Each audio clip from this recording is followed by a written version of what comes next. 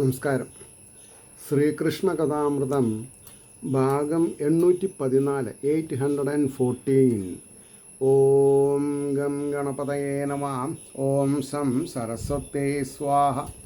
ഓം ശ്രീ ഗുരുഭ്യോ നമഃ. ഓം ശ്രീ രംഗനാഥശർമ്മണേ നമഃ. നാരായണ നാരായണ നാരായണ നാരായണ നാരായണ നാരായണ നാരായണ നാരായണ നാരായണ നാരായണ നാരായണ. ഓം ശ്രീകൃഷ്ണാർപ്പണമസ്തു. ഓം ശ്രീകൃഷ്ണായ പരബ്രഹ്മണേ നമഃ. ഓം ശ്രീകൃഷ്ണായ പരമാത്മനേ നമഃ. ഹരേ രാമ രാമ രാമ ഹരേ ഹരേ, ഹരേ കൃഷ്ണ കൃഷ്ണ കൃഷ്ണ ഹരേ ഹരേ. ഓം ശ്രീ രുക്മിണി സത്യഭാമാ സമേത ശ്രീ ഗോപാലകൃഷ്ണ സ്വാമിനേ നമഃ. ശ്രീകൃഷ്ണ കഥാമൃതം ഉപാസനാകാന്ഡത്തിൽ ഉദ്ധവൻ്റെ കൃതജ്ഞത 68-ാം സർഗം ഭാഗവത ധർമ്മങ്ങൾ കേട്ടോ. ഉദ്ധവൻ്റെ കൃതജ്ഞത കഴിഞ്ഞിട്ട് 68-ാം സർഗം ഭാഗവത ധർമ്മങ്ങൾ. അതിലെ 19-ാമത്തെ ശ്ലോകമാണ് കഴിഞ്ഞ എപ്പിസോഡിൽ പറഞ്ഞു നിർത്തിയത്. ഈ വണ്ണം ആ മഹാഭക്തോത്തമൻ അധ്യാത്മവിദ്യയാൽ ഭഗവൻ മയനായി തന്നെ വിളങ്ങിയിടും അസംശയം. ഭഗവാൻ ഉദ്ധവരോട് പറയണു, ഈ വണ്ണം ഇങ്ങനെ പറഞ്ഞതുപോലെ മഹാഭക്തോത്തമൻ അധ്യാത്മവിദ്യയാൽ. അധ്യാത്മവിദ്യ അത് സപ്താഹവേദിയിൽ 4 നേരം ആഹാരം കഴിക്കലല്ല. നിലത്തിരിക്കണം, രാത്രി നിലത്ത് കിടന്നുറങ്ങണം. പരീക്ഷത്തിൻ്റെ അവസ്ഥയായിരിക്കണം. ഭാഗവത ധർമ്മം മനസ്സിലാക്കാൻ പരീക്ഷത്തിൻ്റെ അവസ്ഥയായിരിക്കണം. എന്താ പരീക്ഷത്തിൻ്റെ അവസ്ഥ? 7 ദിവസം ഇനിയും 7 ദിവസം ഇനി ജീവനുള്ളൂ. അതിൻ്റെ മുമ്പേ ജനന മരണങ്ങളാകുന്ന വിഭ്രാന്തി ഇല്ലാതെ കണ്ടാക്കാനാണ് ഭാഗവതം ഉപാസിക്കുന്നത്. അല്ലാണ്ട് കുട്ടികളില്ലാത്തവർക്ക് കുട്ടികളുണ്ടാവാനും ഐശ്വര്യം ഉണ്ടാവാനും അല്ല. അതുകൊണ്ടാണ് ഈ ഭാഗവതം നമ്മൾക്ക് ഏൽക്കാതെ കൊണ്ട് പോണത്. അതിന് ഒന്നില്ലെങ്കിൽ സംഘാടകർ അല്ലെങ്കിൽ അതിനോട് കൂടി പ്രവർത്തിക്കുന്ന ആൾക്കാർക്ക് ഒരു മിനിമം അറിവ് ഉണ്ടാവണം. ആ മിനിമം അറിവ് ഉണ്ടായിട്ടില്ലെങ്കിൽ ബുദ്ധിമുട്ടാണ്. മനസ്സിലായില്ലേ? അതുകൊണ്ടാണ് പറഞ്ഞത്. എന്നാൽ ഇതൊക്കെ ഉണ്ടായാൽ എന്താ ഉണ്ടാവുക? ഭഗവൻ മയനായി തന്നെ വിളങ്ങിയിടും അസംശയം. പിന്നെ 20-ാമത്തെ ശ്ലോകം മുതൽക്കാണെന്ന് പറയേണ്ടത്. ലോകവിഭ്രമം ഒട്ടാകെ മാന്യരാ മഹിതാശയൻ ഉര ചെയ്തിടും ഓരോരോ വാക്കും പിന്നീട് മന്നിതിൽ. അപ്പോൾ ഈ ഭാഗവതം വേണ്ട പോലെ പഠിച്ച ഒരാൾ ലോകവിഭ്രമം ഒട്ടാകെ മാഞ്ഞ് ഒരു തരത്തിലുള്ള വിഭ്രാന്തി ഉണ്ടാവില്ല. മഹിതാശയൻ വലിയ വലിയ ആശയങ്ങളുടെ ഉടമയായിട്ട് തീരും. ഉര ചെയ്തിടും പറയുന്നതെല്ലാം ഓരോരോ വാക്കും പിന്നീട് ഈ ഭൂമിയിൽ വിശുദ്ധി പരിപാവനമായിട്ട് ആ മട്ടാം അതേപോലെ ആവുന്ന പറഞ്ഞത്. ദിവ്യ സന്ദേശമായി വരും. ദിവ്യ സന്ദേശം ഡിവൈൻ അഡ്വൈസസ് ആയിട്ട് മാറും അത്. അതായത് ഈശ്വരൻ്റെ അശരീരിക്ക് സമമായിട്ട് തീരുന്നർത്ഥം. ഈശ്വരനെ നമുക്ക് കാണാൻ പറ്റില്ല, ഈശ്വരനെ അനുഭവിക്കാം. ഉള്ളിൽ നിന്ന് തന്നെ വരുന്ന വികാരങ്ങളെ അടക്കി വിചാരങ്ങളാൽ മുന്നോട്ട് പോകണമെന്നാ. അപ്പോൾ വിശുദ്ധിയേറ്റും ആ മട്ടാം ദിവ്യ സന്ദേശമായി വരും. സമസ്ത ഭൂതങ്ങളിലും വാഗ്മനോദേഹവൃത്തിയാൽ എല്ലാ ജീവജാലങ്ങളിലും സമസ്ത ഭൂതങ്ങളിലും എല്ലാ ജീവരാശിയിലും വാഗ്മനോദേഹവൃത്തിയാൽ, അതായത് മനസ്സാ വാച കർമ്മണ, മനസ്സുകൊണ്ടും വാക്കുകൊണ്ടും മനസ്സാ വാച കർമ്മം കൊണ്ടും മറ്റുള്ളവർക്ക് ഉപദ്രവമാവാനും പാടില്ല. അവർക്കൊക്കെ പ്രീതികരമായിട്ട് ഉള്ള നിലയിൽ വേണം നമ്മൾ ജീവിക്കാൻ. ഭഗവത് ഭാവം ആർന്നിടാൻ ഈ മട്ട് അഭ്യാസമേയോ മോലുകിൽ. അഭ്യാസം വേണമെന്നാ. എന്താ അഭ്യാസം?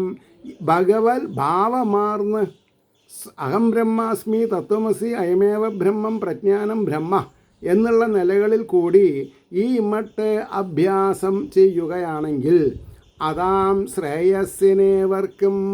അതാണ് ശ്രേയസ്സിന് കാരണഭൂതമാവുക. ശ്രേയസ് ഉണ്ടാവണമെന്നുണ്ടെങ്കിൽ വിളക്ക് പൂജ ചെയ്തോട്ടായില്ല. ജീവിത രീതിയിൽ ഒരു മാറ്റം വരണം. ഏത് സാഹചര്യത്തിനെയും ഉടച്ചു വാർക്കാൻ സാധിക്കണം. സാഹചര്യങ്ങൾ പ്രകൃതിജന്യമാണ്. ആ പ്രകൃതിജന്യമായ സാഹചര്യങ്ങളെ ആത്മവീര്യം കൊണ്ട് ഉടച്ചു മാറ്റണം. അല്ലാതെ കൊണ്ട് അതും ഇതൊക്കെ സാഹചര്യമല്ലേ എന്ന് പറഞ്ഞിരിക്കരുത്. അപ്പോൾ അതാം ശ്രേയസ്സിനേവർക്കും ഉപായം അഖിലോത്തമം. എല്ലാറ്റിലും വെച്ച് വളരെ പ്രീതികരമായിട്ടുള്ള കാര്യമാണ് ഭാഗവത തത്വങ്ങൾ സ്വാംശീകരിച്ച് അതിൽ കൂടെ ജീവിക്കുക എന്നുള്ളത്. ബുദ്ധിമുട്ടാണ് എന്ന് പറഞ്ഞാൽ പിന്നെ അവൻ അതിന് ലായിക്കാവില്ല, അവൻ അല്ലെങ്കിൽ അവൾ അതിന് ലായിക്കാവില്ല. അപ്പോൾ എപ്പോഴും ഒരു ഓപ്റ്റിമിസ്റ്റിക് ആയിരിക്കണം. ഞാൻ ഈശ്വരൻ്റെ വാക്കുകളെ സ്വീകരിച്ചുകൊണ്ട് പ്രയോഗശാസ്ത്രത്തിൽ കൊണ്ടുവന്ന് ഞാൻ വിജയം നേടും എന്നുള്ളൊരു ഉറപ്പ് അവരവർക്ക് വേണം. അത് ഗുരുവിന് തരാൻ പറ്റില്ല. ഗുരു ഏതൊരു എന്താണെന്നാ പറയുക, അന്തരീക്ഷത്തെ ലൈറ്റൻ ചെയ്തിട്ടുണ്ട്, ഇരുട്ടിനെ മാറ്റിയിട്ടുണ്ട്. ആ രീതി പറഞ്ഞ് മനസ്സിലാക്കി തരും. പിന്നെ സാധകനാണ് തൻ്റെ മുമ്പിലുള്ള ഇരുട്ടിനെ മാറ്റേണ്ടത്. അതുകൊണ്ടാണ് പറഞ്ഞത് ഉപായം അഖിലോത്തമം നിഷ്കാമ ഭഗവത് ധർമ്മം. അവിടെയാണ് നിഷ്കാമ ഭഗവത് ധർമ്മം. ഒന്നും കാമിച്ചിട്ടായിരിക്കരുത്. അപ്പോൾ പിന്നെ എന്താണെന്നാ പറയുക, ഒരു ദിവസവും ഒരു പൂജയും ഈ നാരായണനെ പൂജിക്കുക എന്നല്ലാതെ കണ്ട് നാരായണൻ്റെ പ്രീതിക്കായി കൊണ്ട് പ്രവർത്തിക്കുക എന്നല്ലാതെ കണ്ട് മമതാഗ്രന്ഥികളായിട്ട് ഒന്നും ചെയ്യാൻ പാടില്ല.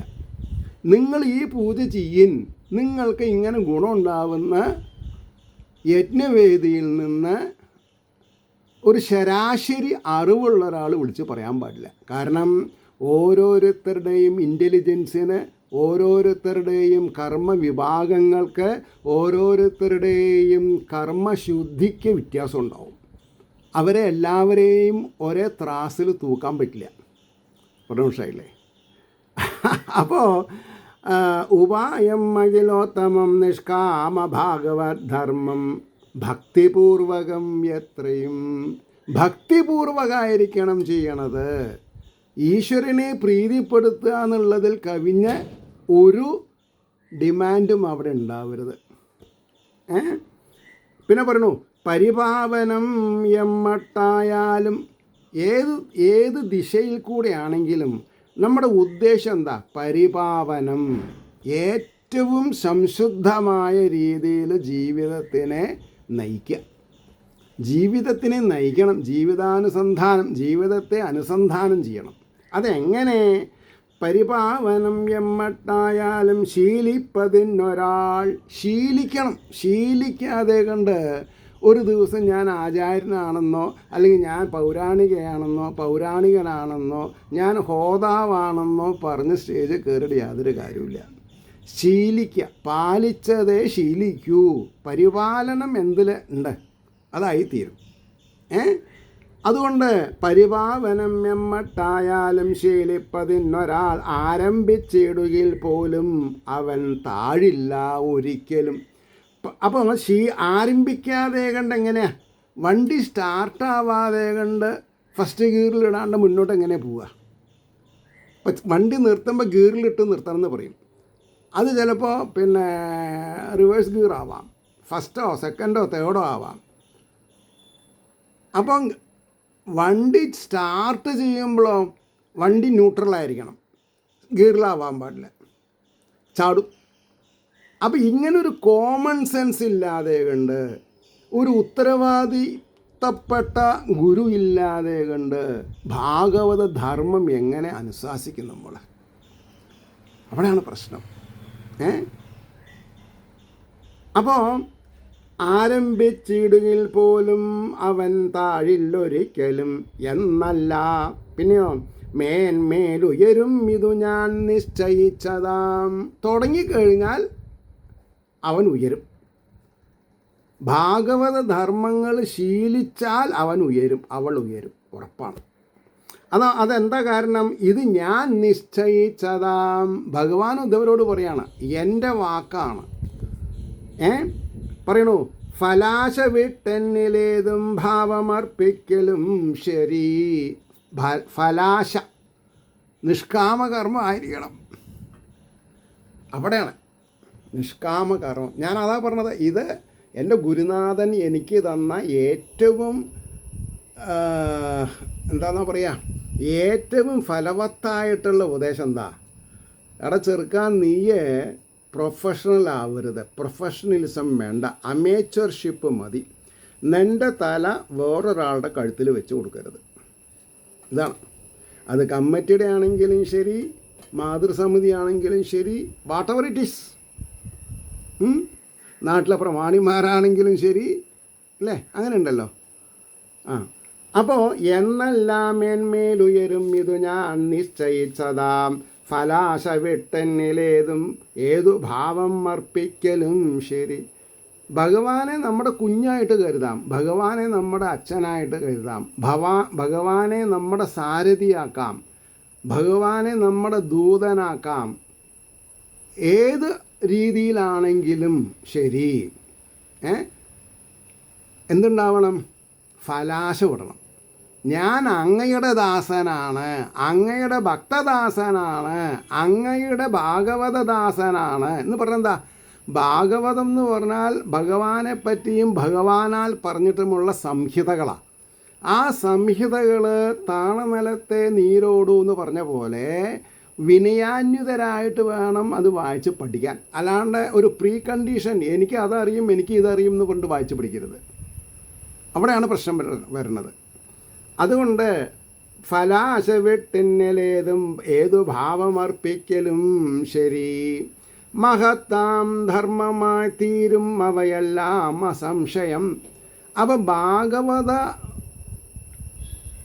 മര്യാദ, ഭാഗവതത്തിൽ പറഞ്ഞ ഉപദേശ ശകലങ്ങളെ, ശാസ്ത്രീയ സത്യങ്ങളെ, ഭാഗവതം ഒരു ശാസ്ത്രീയ ഗ്രന്ഥമാണ്, ആ ശാസ്ത്രീയമായിട്ടുള്ള ഉപദേശങ്ങളെ ശിരസ വഹിക്കാൻ തുടങ്ങിയാൽ ധർമ്മമായി തീരും അവയെല്ലാം അസംശയം.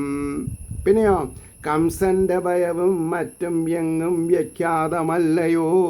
കംസൻ ജനിക്കാൻ പോകുന്ന കൃഷ്ണനെ പറ്റിയിട്ടാണ് ഭയന്നത്. അതുകൊണ്ട് അദ്ദേഹത്തിന് ഊണും ഉറക്കമുണ്ടായില്ല. കേൾക്കുന്ന ശബ്ദങ്ങൾ എല്ലാം ഇടിവെട്ട് കേസായിട്ട് മാറി. എപ്പോൾ അശരീരി ഉണ്ടായോ അന്ന് മുതൽക്ക് കംസൻ ഉറങ്ങിയിട്ടില്ല. നമ്മുടെ ആൾക്കാർ അതേപോലെയാണ്. ഏതോ ഒരു ജ്യോതിഷൻ യൂട്യൂബിൽ പറഞ്ഞു ഇന്നന്ന നക്ഷത്രക്കാർക്ക് ഇന്നന്ന ദിവസം മുതൽക്ക് കോടീശ്വര യോഗം ഉണ്ട് എന്ന് പറഞ്ഞാൽ പിന്നെ ആ ഡേറ്റ് നോക്കിയിട്ട് ഇങ്ങനെ ഇരിക്കുകയാണ് ആൾക്കാർ. അതെങ്ങനെ ഉണ്ടാവുക? ആരെങ്കിലും ഒരാൾ 10 ഉറുപ്പ്യ വെറുതെ തരുമോ? ഇല്ല, തരില്ല. എന്നാൽ ഭാഗവത ധർമ്മമുള്ളവർക്ക് ലക്ഷങ്ങൾ തരും. അങ്ങനെയാണ്. ഭാഗവത ധർമ്മങ്ങൾ അനുശാസിക്കുന്നവർക്ക് ആൾക്കാർ അള്ളി തരും.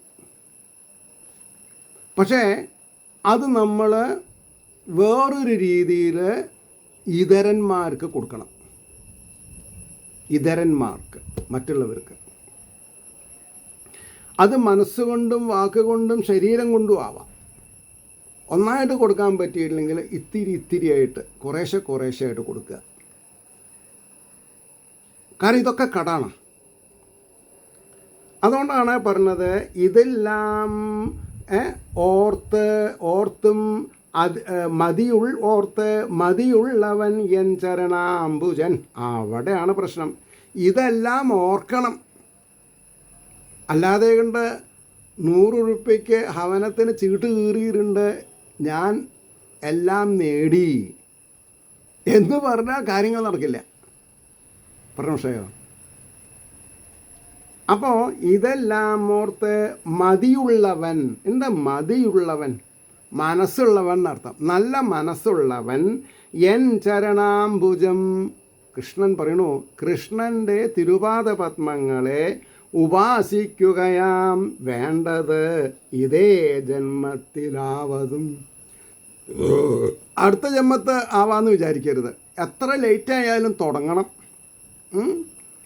അപ്പോൾ ഇതെല്ലാം ഓർത്ത് മതിയുള്ളവൻ എൻ ചരണാംബുജം ഉപാസിക്കുകയാം വേണ്ടത് ഇതേ ജന്മത്തിൽ ആവതും.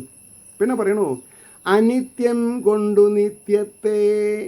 അനിത്യം, ഇതുവരെ സ്വീകരിക്കാത്ത ഒരവസ്ഥയെ സ്വീകരിക്കുക. നിത്യം, ഒരു നിത്യസമയത്ത് എണീക്കുക, നിത്യസമയത്ത് വിളക്ക് കൊളുത്തുക, നിത്യ സമയം ഈശ്വരനെ ഉപാസിക്കുക, അർത്ഥമറിഞ്ഞ് ഉപാസിക്കണം. അപ്പോൾ അനിത്യം കൊണ്ടു നിത്യത്തെ നേടാനാവുക എന്നതാം ഇതുവരെ ഇല്ലാത്ത ഭാവസൗന്ദര്യത്തെ സ്വീകരിക്കാൻ സാധിക്കണം. നേടാനാവുക എന്നതാം സമർത്ഥരുടെ സാമർഥ്യം. സമർത്ഥരുടെ സാമർഥ്യം എനിക്ക് ഈശ്വരഭക്തി ഉണ്ടാക്കും. ഞാൻ അതിൽ നിന്ന് വ്യതിചലിക്കില്ല. എൻ്റെ ആശയാഭിലാഷങ്ങൾ ഈശ്വരപ്രീതി മാത്രമാണ്. അതിലൊരു ഹൈഡൻ അജണ്ട ഉണ്ടാവരുത്.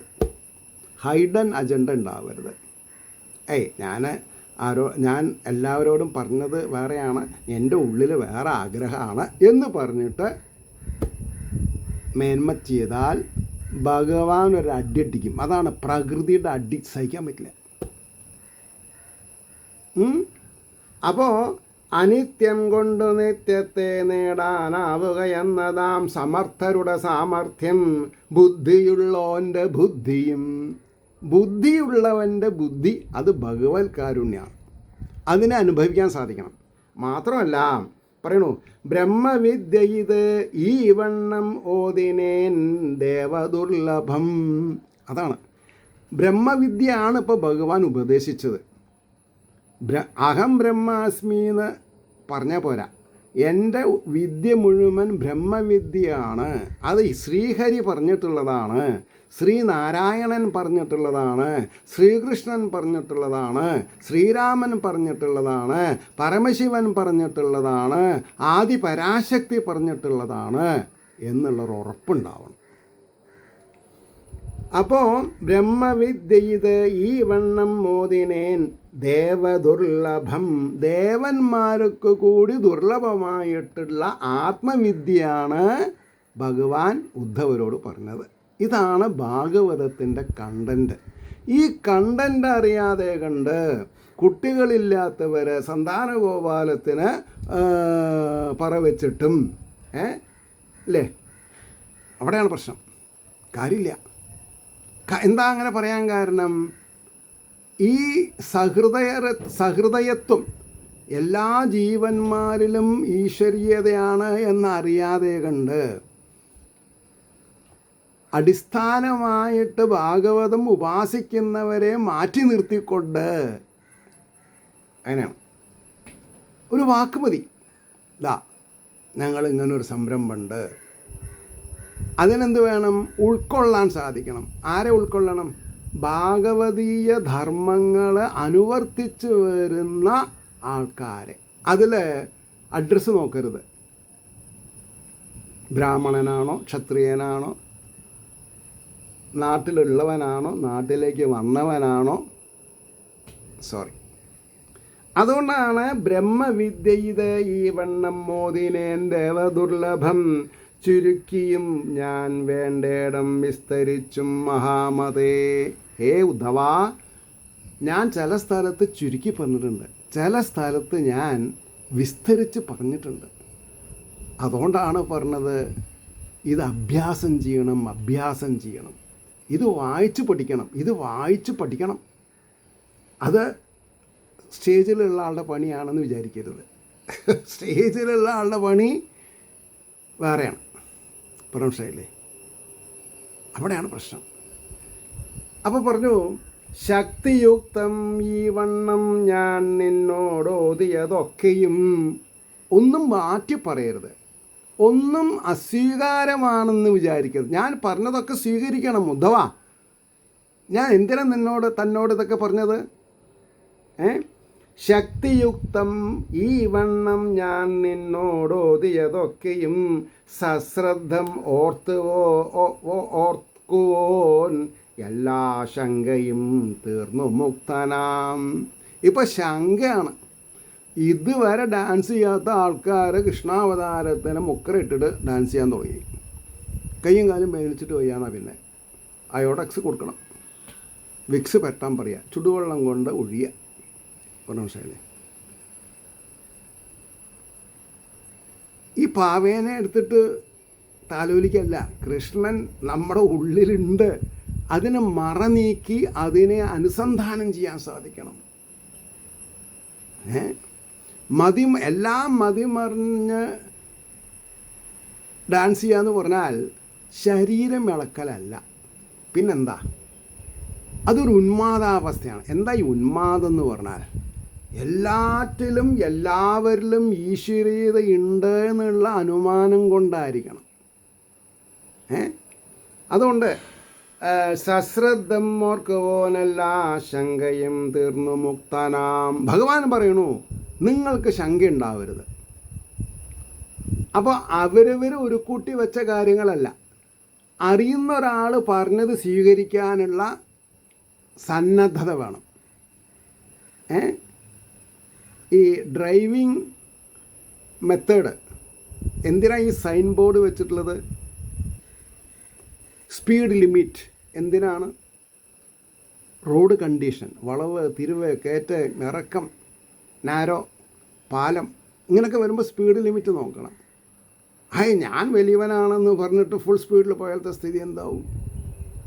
അതേപോലെ പറയണു, ശരിക്ക് ഈ നമ്മൾ ചോദ്യോത്തരങ്ങൾ വിനയത്തോടും. ഉദ്ധവൻ എന്നോട് എന്തൊക്കെ ചോദിച്ചു, അതിനൊക്കെ ഞാൻ മറുപടി പറഞ്ഞിട്ടില്ലേ? ഉണ്ട്. അത് മുഴുവൻ കലശലാക്കി നന്നായിട്ട് ധാരണ ചെയ്യണം, ഒന്നും മൈനസ്സാവരുത്. ഇതിൻ്റെ ഒരു ഓർഡർ ഉണ്ട്, ആ ഓർഡർ തെറ്റിക്കാൻ പാടില്ല. അതുകൊണ്ട് ശരിക്ക് ഈ നമ്മൾ ചോദ്യോത്തരങ്ങൾ വിനയത്തോടും, അല്ലേ? ഒരാളേനെ കണ്ടാലും മുഖം തിരിക്കരുത്. അപ്പോൾ നമ്മുടെ വെൽവിഷേഴ്സിനെ കാണുമ്പോൾ എല്ലാം സമമായി കാണുമെന്ന് ഉദ്ദേശിച്ചിട്ടുള്ള ആൾക്കാർ വഴി കൂടെ പോകുമ്പോൾ അവരെ കണ്ടാൽ കണ്ടു നടിക്കില്ല എന്ന് വന്നാൽ എന്താ ഉണ്ടാവുക? അതുകൊണ്ടാണ് പറഞ്ഞത് ശരിക്ക് ഈ നമ്മൾ ചോദ്യോത്തരങ്ങൾ വിനയത്തോടും ഗ്രഹിച്ചിടിൽ അവൻ ബ്രഹ്മസാക്ഷാത്കാരം മണഞ്ഞിടും. ബ്രഹ്മത്തിനെ സാക്ഷാത്കരിക്കാൻ പറ്റും എന്നാണ് പറഞ്ഞതേ. ബ്രഹ്മസാക്ഷാത്കാരം, വിനയം ഉണ്ടായാൽ മതി, എതിർത്ത് ചോദ്യങ്ങൾ ചോദിക്കരുത്. ശരിക്ക് ഈ നമ്മൾ ചോദ്യോത്തരങ്ങൾ വിനയത്തോടും ഗ്രഹിച്ചിടിൽ അവൻ ബ്രഹ്മസാക്ഷാത്കാരം മണഞ്ഞിടും. വിജ്ഞാനം ഇത് യവൻ ഭക്തർക്കേകിടും വേണ്ട മാതിരി. അവിടെയാണ് എന്നെ ഭഗവാൻ നിയോഗിച്ചിട്ടുള്ളത്. പിന്നെ എടാ നീ എന്താ വെച്ചാൽ പറഞ്ഞോ, ഇതിലുള്ളത് പറ. ഇതാരും കേട്ട് എന്നെ അപ്രീഷിയേറ്റ് ചെയ്തിട്ടില്ലെങ്കിലും നിനക്ക് പറയാൻ പ്രേരണ ഞാനല്ലേ തന്നത്, ഞാൻ കേൾക്കുന്നുണ്ടല്ലോ. എൻ്റെ സമാധാനം ഞാൻ പറഞ്ഞത് അതിൻ്റെ ബേസാണ് ഇവിടെ. വിജ്ഞാനം, വിശേഷപ്പെട്ട ജ്ഞാനം, ഇത് യവൻ ആരായാലും, ബ്രാഹ്മണ, ക്ഷത്രിയ, വൈശ്യ, ശൂദ്ര, സ്ത്രീ, പുരുഷ വ്യത്യാസമില്ല, east or west, north or south വ്യത്യാസമില്ല. ഇത് വിജ്ഞാനം ഇത് യവൻ ഭക്തർക്കേകിടും വേണ്ട മാതിരി ആത്മാവിനെ തന്നെ അവനേകും സംശയമില്ല. ഞാൻ ഭഗവാൻ എനിക്കെല്ലാം തന്നിട്ടുണ്ടെന്ന് ഞാൻ എത്രയോ പ്രാവശ്യം പറഞ്ഞു കഴിഞ്ഞു. ഞാൻ ഇനിയും റിപ്പീറ്റ് ചെയ്യണു. എനിക്ക് വേണ്ടതൊക്കെ ഭഗവാൻ കൃപാസാഗരൻ, ദീനവത്സലൻ, പ്രേമസ്വരൂപൻ, ജ്ഞാനസ്വരൂപൻ, മഹിതാശയൻ, കൂടസ്ഥൻ, അന്തര്യാമി, സർവജീവഗുഹാശയൻ എനിക്ക് തന്നിട്ടുണ്ട്. അപ്പോൾ ഞാൻ എൻ്റെ ഡ്യൂട്ടി ബൗണ്ടഡ്നെസ്, ഭഗവാനോട് എനിക്കുള്ള കടമകളും കടപ്പാടുകളും ഭാഗവതീയത്തിൻ്റെ മാധ്യമത്തിൽ കൂടി ഞാനത് എക്സിക്യൂട്ട് ചെയ്തുകൊണ്ട് തന്നെ ഇരിക്കുകയാണ്. എത്ര ആൾ കേട്ടു, എനിക്കത് പ്രശ്നമല്ല. കാരണം എന്താ, എൻ്റെ ഡ്യൂട്ടി ഞാൻ റിവിഷൻ ചെയ്യണു, എനിക്കതിൻ്റെ ഗുണമുണ്ട്. ഭഗവാൻ എനിക്ക് പ്രേരണ തരണു, ഞാനത് എക്സിക്യൂട്ട് ചെയ്യണു, അത്രേ ഉള്ളൂ. അതുകൊണ്ടാണ് പറഞ്ഞത്, വിജ്ഞാനം ഇത് യവൻ ഭക്തർ കേകിടും വേണ്ട മാതിരി ആത്മാവിനെ തന്നെ അവൻ നേകും സംശയമില്ല ഞാൻ ഉച്ചത്തിൽ ഇത് നാൾ തോറും ചൊല്ലുവോൻ മിന്നിപ്പൂ പാരിടം. അതാണ് എൻ്റെ അസറ്റ്. ഞാൻ പറയുന്നത് എവിടൊക്കെ എത്തുന്നുണ്ട്. ഉച്ചത്തിൽ ഇത് നാൾ തോറും 2020 ജൂൺ 2 മുതൽക്കാണ് ഞാൻ ഈ വിദ്യ തുടങ്ങിയത്. അപ്പോൾ 2020, 21, 22, 23, 24, 25 5 വർഷം ആവാൻ പോവാണ്. ഇതിപ്പോൾ മെയ് കഴിഞ്ഞാൽ ജൂണായി, ജൂൺ 22. അപ്പോൾ എന്നെ സംബന്ധിച്ചിടത്തോളം ഇടവിടാതെ കണ്ട് ഒരു 3500 പ്രഭാഷണങ്ങൾ ചെയ്യാൻ ഭഗവാൻ നിയോഗിച്ചിട്ടുണ്ടെങ്കിൽ, ഞാനത് വേണ്ട പോലെ ചെയ്തിട്ടുണ്ട് എങ്കിൽ അതിനുള്ള ചാരിതാർത്ഥജനകമായ ബ്രഹ്മാനുഭൂതി ഭഗവാൻ എനിക്ക് അനുഗ്രഹിച്ചു കൊണ്ടിരിക്കണു. ഇപ്പം എൻ്റെ വാശി എന്താ? വാശിയാണ്. എന്താ വാശി? ശ്രീകൃഷ്ണ കഥാമൃതം ഇനി ഒരു 10-20 എപ്പിസോഡിൽ കഴിയും. അത് കഴിഞ്ഞാൽ ദിവസത്തിൽ 2 എപ്പിസോഡ് ശ്രീമദ് ഭാഗവതം മൂലം പറഞ്ഞ് അവസാനിപ്പിക്കും. ആയുസ്സും പകലും ഭഗവാന്റെ കയ്യിലാണ്, അതെനിക്കറിയില്ല. ഭഗവാൻ നിശ്ചയിക്കുന്ന ദിവസം വരെ നടക്കും അത്. അപ്പോൾ ഉച്ചത്തിൽ ഇത് നാൾ തോറും ചൊല്ലുവോൻ മിന്നിപ്പൂ പാരിടം ജ്ഞാനപ്രദീപം കൊണ്ടെന്നെ